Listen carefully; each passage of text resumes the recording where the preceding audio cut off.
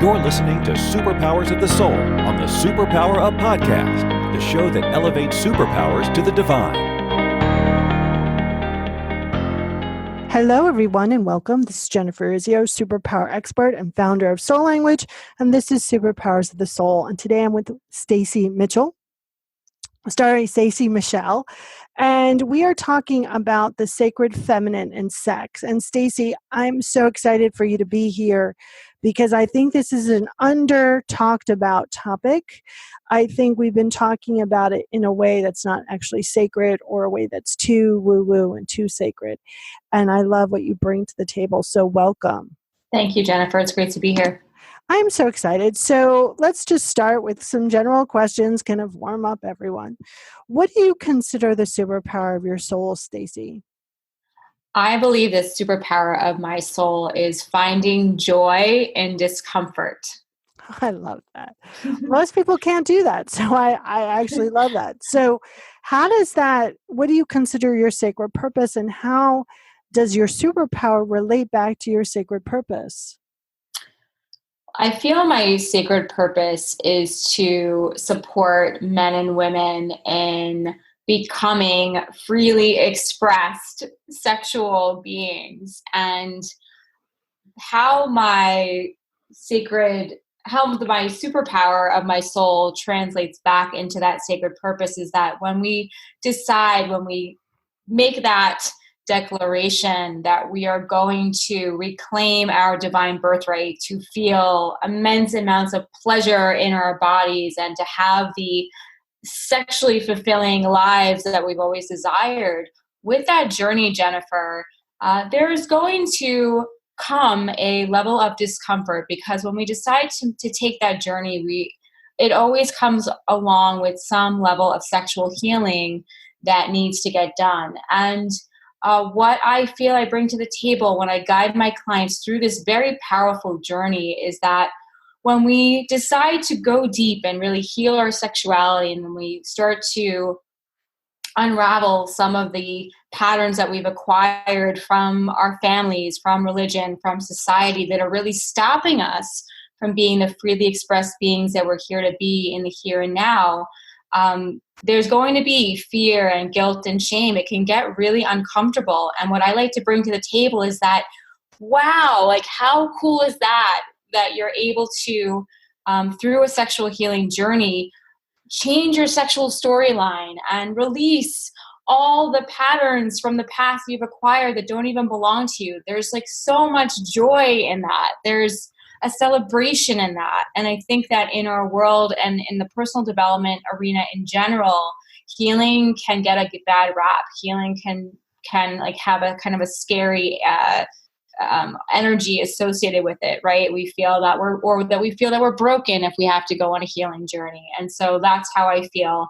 I use my superpower of like, hey, like this can actually be a really joyful, celebratory experience to like face head on these uncomfortable parts of our past that we're ready to heal. And so that's how I feel like they tie together.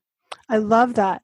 Yeah. So, what then has been a big sharing that your soul has expressed to you throughout your journey?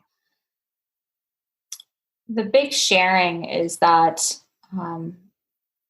in order to be more in alignment with who we truly are. So in the work I focus on is really about kind of, again, this our unique sexual expression.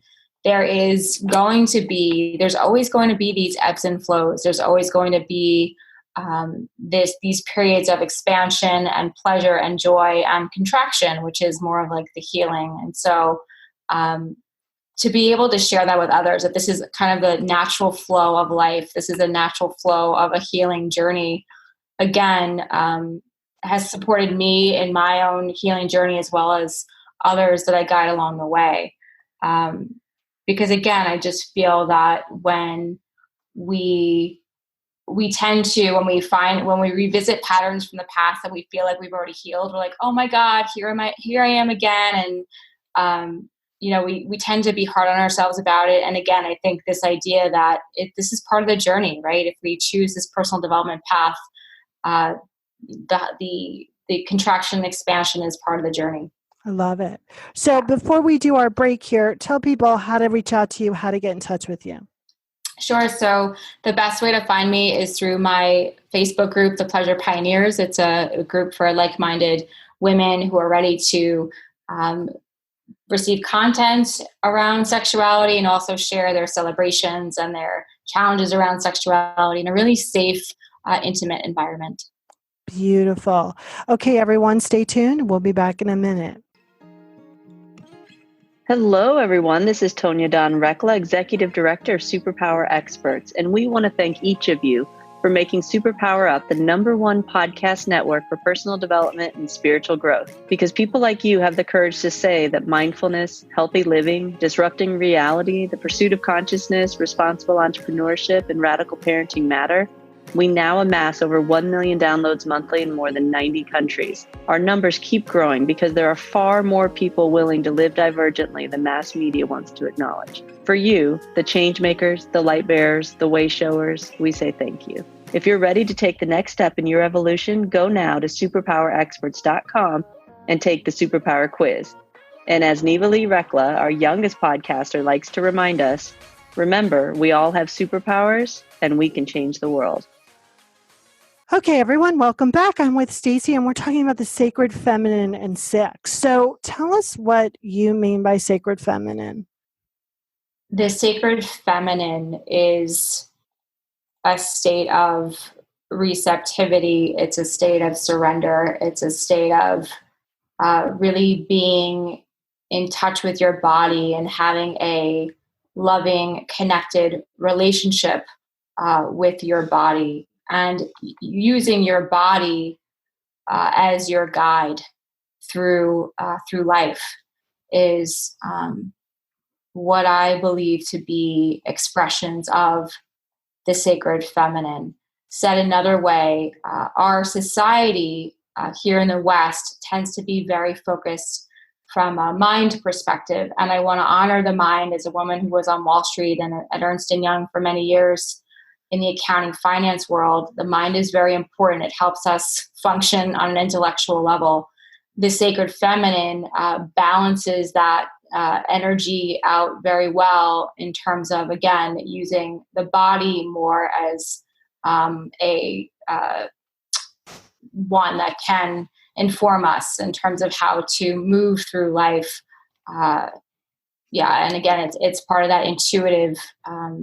It's intuition when we feel like, a lot of us say, "Oh, I have a gut feeling." Like, using that sacred feminine, that connection to the body, is essentially one expression of that. Beautiful. So why do you think sex is such a hard subject for us to talk about? And why do you think we're mostly disconnected from our pleasure? I feel that the disconnect comes from a very young age, where we are fed messages from disempowering messages, Jennifer, from society, from the family systems that we grew up in, and from religion. So, for example, a disempowering narrative from religion might be sex is sinful, sex is shameful. We might have grown up in family systems where sex wasn't talked about, so our parents did the best that they could. But if we grow up in a family system where sex isn't talked about, we can feel that sex is taboo and there's something really shameful and about sex.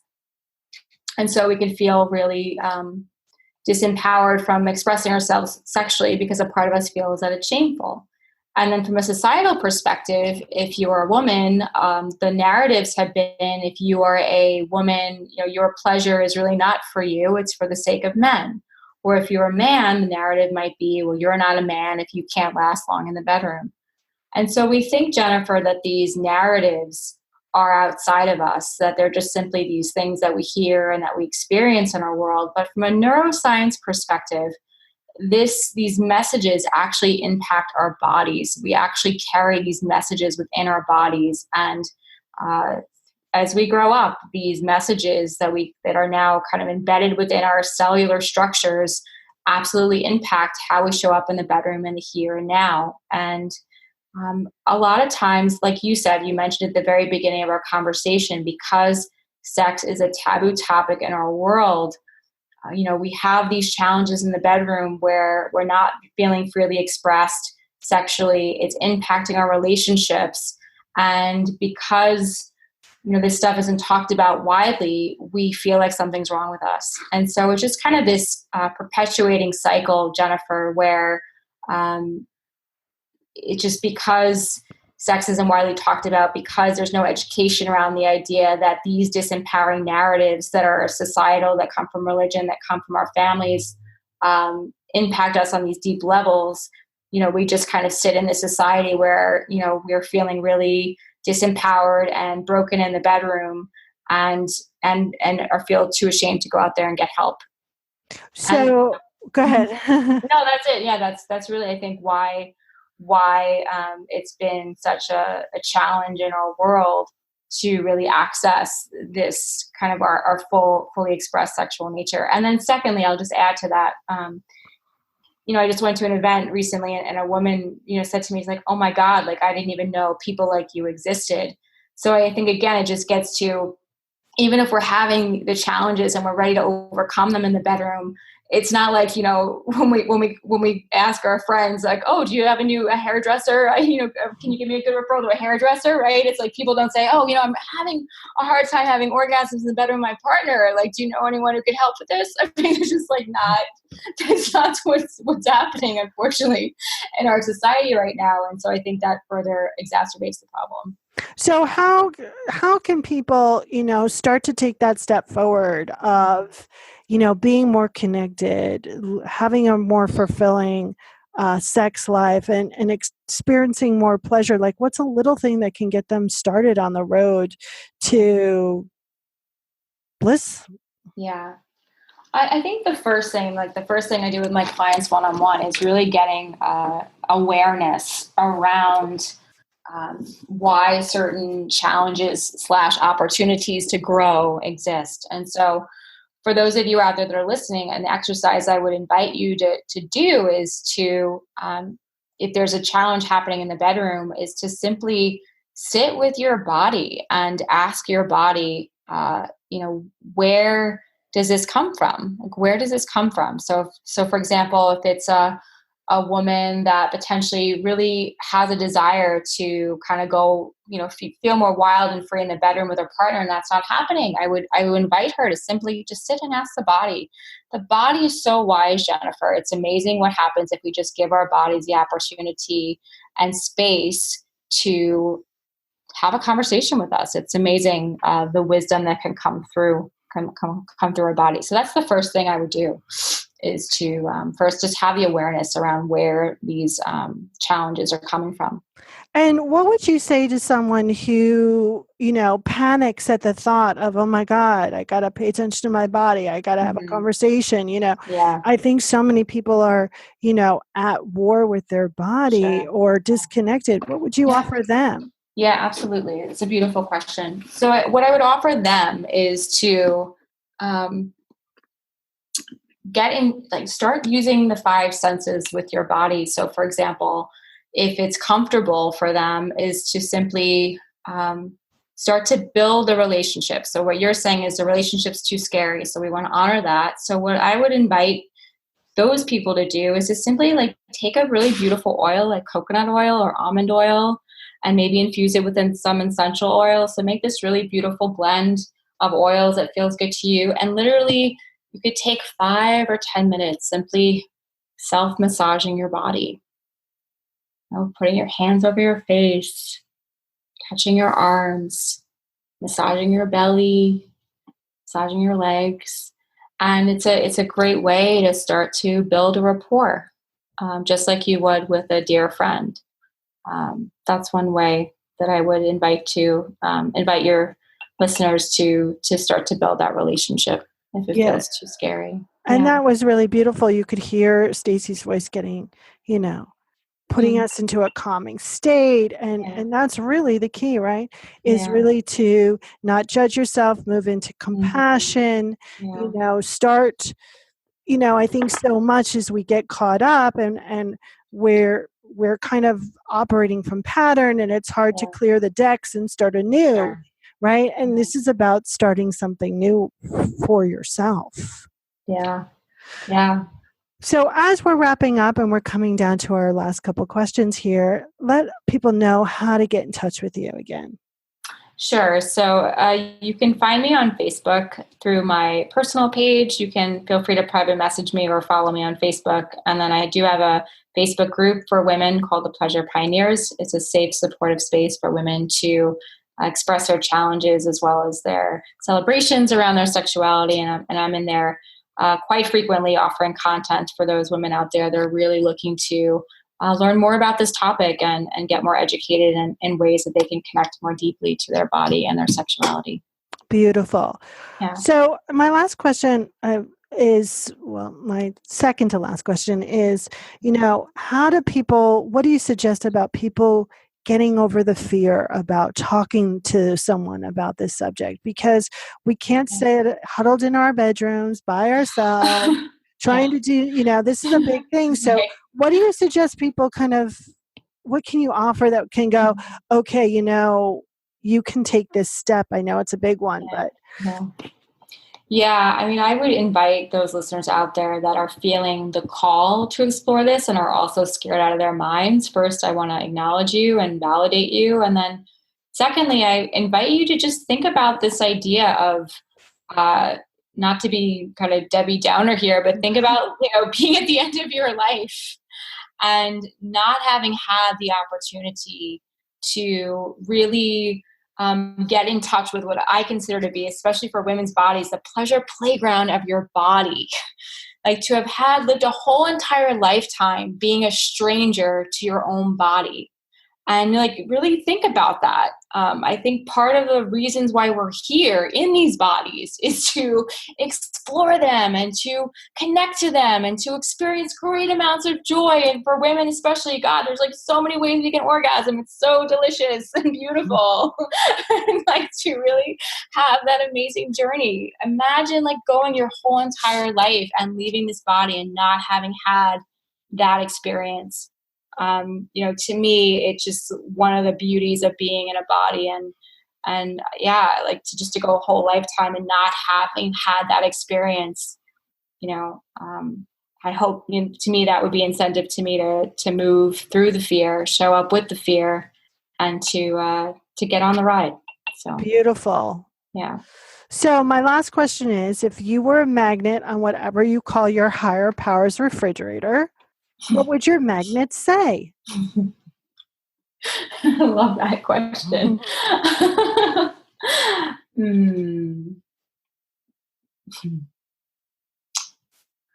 What would my magnet say? It would say if Starbucks would be out of business if every woman got in touch with her pleasure. Every woman was self-pleasuring. Yeah, we wouldn't need the coffee. We wouldn't need the chocolate. Right. We would Exactly. The retail businesses would just go out of business. So right. I thoroughly enjoyed the topic today and literally we didn't even stick our toe in the water today. Yeah. It's a huge topic that really deserves self-reflection on and really to dive deep. I mean, you are a being in a body and, I believe you're here to experience love and pleasure. And if you're missing this area, you're doing yourself a disservice. So thank you so much for spreading the word today. Thank you, Jennifer. Thanks so much for having me and giving me the ability to do that. Thank you. Beautiful. And if you like what you heard today, you can connect with me and all the other experts in the Superpower Net at superpowerexperts.com/the-net. Don't forget not just to find your connection, but be your connection. Are you ready to discover your superpowers?